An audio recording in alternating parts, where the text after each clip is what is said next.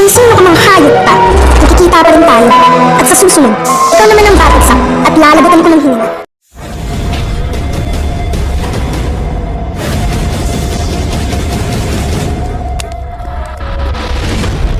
Habang itong si Arturo Padua ay nasa opisina niya, ay patuloy pa rin ang pag-iisip nito at iniisip niya sa kanyang sarili na dapat na niyang ibalik itong si Arturo Padua na walang kinakatakutan at walang sinasandalan na Lily at Renato. At doon na nga sa pagkakataong yun ay patuloy pa rin na iniisip itong si Arturo Padua na kailangan na niyang mapatay itong si Cardo Dalisay sa lalo't madaling panahon. Dahil kapag wala na siya sa palasyo ay hindi na niya magagawa ang patayin itong si Cardo Dalisay at makapaghigante dahil sa pagkawala ng anak niya si Clarice. Sa kabilang banda naman galit na galit at dismayado itong si Don Guillermo dahil sa tinambangan siya nang wala siyang kaalam-alam at hindi siya handa. At sa galit niyang yun ni Don Guillermo ay pinagsabihan niya itong kanyang sekretarya at saka itong si Lucia. At sinabi ni Don Guillermo na ayaw niyang maging mahina sa paningin ng ibang tao at ayaw niyang nalalamangan siya ng kung sino-sino lamang. At doon na nga sa pagkakataong yun ay ipinag-utos nitong si Don Guillermo sa kanyang sekretarya na dapat pakawalan na ang kanilang mga asset at hanapin ang mga tao na nag-traitor sa kanya at gustong pumatay at magpapatay sa kanya. At doon na nga sa pagkakataong yun ay lumabas itong sekretarya nitong si Don Guillermo at nag-iisip ito na hindi dapat siya mapahiya dito kay Don Guillermo dahil si Don Guillermo ang tutulong sa kanya para maabot niya ang mga pangarap niya at gusto niyang maabot sa buhay. At doon na nga sa pagkakataong yun, pagkalabas nga ng sekretarya nitong si Don Guillermo ay tumatawa-tawa naman itong si Lucia. At halata at mababaka sa mukha nitong si Lucia ang matinding pagkatuwa dahil sa pinalabas at napagalitan ni Don Guillermo ang kanyang sekretarya.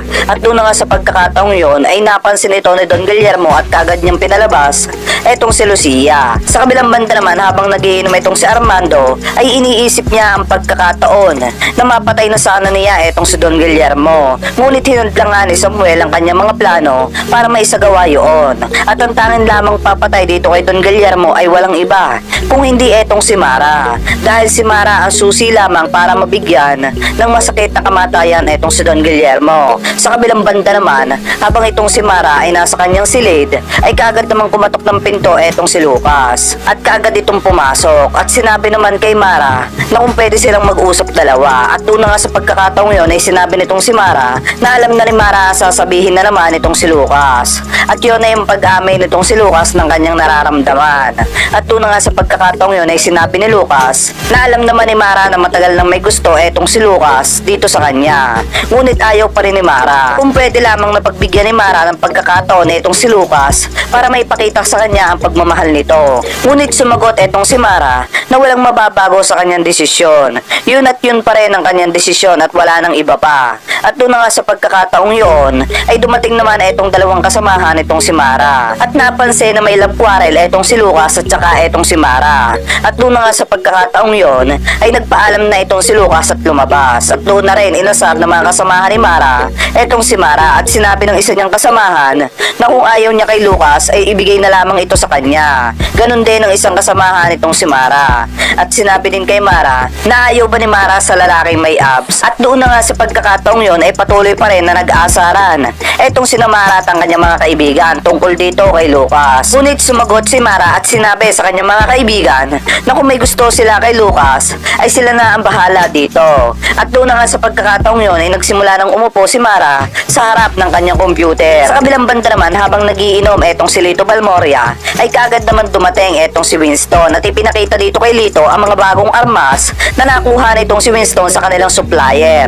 At doon na nga sa pagkakataong yun ay nagandahan si Lito sa armas na dala-dalan tong si Winston at sinabi pa na kailan dadating ang mga kasamahan nito. At doon na nga sa pagkakataong yun ay sinabi ni Winston na malapit nang dumating ito, konting panahon na lamang. At doon na rin nagsimula na magsalita etong si Lito Balmoria at sinabi kay Winston na sayang lamang dahil naudlot ang kanilang pakikipagkita dito kay Don Guillermo. At doon na nga rin sa pagkakataong yun ay sinabi ni Winston na may tamang panahon sa mga bagay na yan. At pagkatapos nga sabihin ni Winston yon ay naupo na itong si Lito Balmoria at nagsimula na mag-isip na unti-unti na niyang nababawi ang kanyang mga negosyo. Hipolito at malapit na siyang makabalik sa rurok ng kanyang tagumpay. At doon na nga sa puntong yon ay inisip niya na kapag ka makapangyarihan na siya ay uunahin niyang patayin ang kanyang mga kaaway at papatayin niya rin maging etong si Cardo Dalisay. At doon na nga sa puntong yon ay galit na galit etong si Lito Balmoria na iniisip ang paghihigante dito kay Cardo Dalisay. Sa kabilang banda naman, habang pinagmamasdan ni Albert Rivela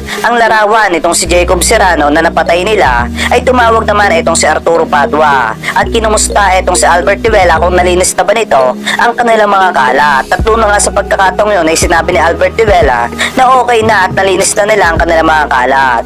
At doon na rin nagsimula na magbigay ng payo itong si Arturo Padua at sinabi dito kay Albert Rivela na hindi nila gugustuhin maging kaaway itong si Renato Hipolito dahil ito ay masigit pa kay Satanas at ang budhi nito ay napakaitim at wala itong sinasanto na kahit na sino. At doon na nga sa sinabi nyo ni Arturo Padua ay kaagad naman sinabi nitong si Albert na kung may kailangan pa si Arturo Padua ay tumawag na lamang ulit ito. At doon na nga nagsimula na ibaba nitong si Albert Rivela ang telepono na hawak niya at nag-isip ito. At doon na rin pinatawag nitong si Albert Rivela itong si Alcantara at saka itong si Pabia. At doon na nga sa pagkakataong yun ay sinabi nitong si Albert Rivela dito kay Pabia at Alcantara na kung may balita na ba ito dito kay Lito Balmoria. Ngunit walang naisagot itong si Pabia at itong si Alcantara at talagang napakailap itong si Lito Balmoria. At doon na rin sa pagkakataong yun ay kinausap ng masinsinan nitong si Albert Rivela itong si Alcantara at sinabi na hindi nila magagawa ang paghihigante nila kay Cardo Dalisay kung mawawala sila sa posisyon. At isang pitik lamang nitong si Arturo Padua ay malaki ang posibilidad